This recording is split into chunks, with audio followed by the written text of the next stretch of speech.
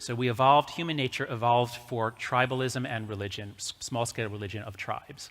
And that was the way we lived for the last 100,000 years, with roots going much further back than that.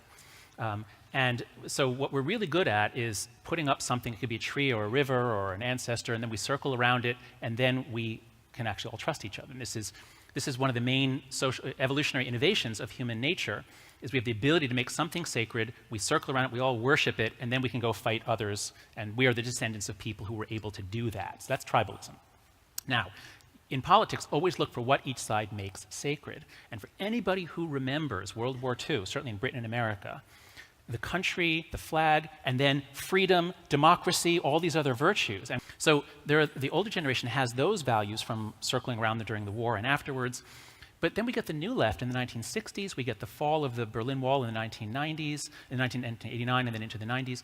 And we get a rise of a new set of sacred values around racism, sexism, oppression, and basically the sacred victim.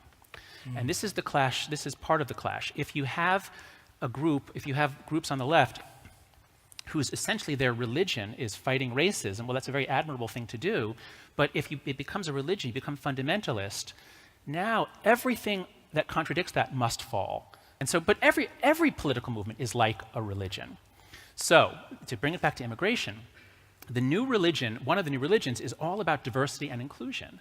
Now you've got immigrants coming in. My God, we all saw the horrible photos of children dying. Of course you feel sympathy. What do you do about it? Well, if it's your central religion, then of course you welcome them. And if anybody says, oh, you know, they're linked to terrorism, they're forcing us to change our way, if anybody says that, they're a racist. So that's the clash we have now over immigration, is if it's a central, basically a religious battleground. And I think this is very much a problem with the leaders of the European Union and those who want ever closer union. I think what they're missing is you can have diversity within a shared sense of identity. And if you don't have that shared sense of identity, it's going to be very divisive. I think, as we saw at the Democratic Convention, when Kaiser Khan, the Pakistani immigrant whose son was killed in the US Army, when he spoke, actually I can't even quote it because I'll start choking up on stage, but basically saying that he stands there with as a patriotic American Muslim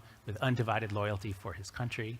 And this is what I think we need to understand about ourselves. Human nature is really unsuited for life in large multi-ethnic democracies. We're a small tribal living primate. And somehow we've created conditions where we can actually do it pretty well. But we have to always be vigilant. We can't take it for granted. That's what we've done, I think. We have to be always vigilant, that we're in a way living above our design constraints. And I think we need to recognize this is the urgent need of the 21st century, is to really think through democracy, governance, and morality. In America, we have three giant divides: race, class, and left-right. One of them has been getting steadily better over the last 40 years. Two have been getting worse. And the left is entirely focused on the one that gets better, which is race.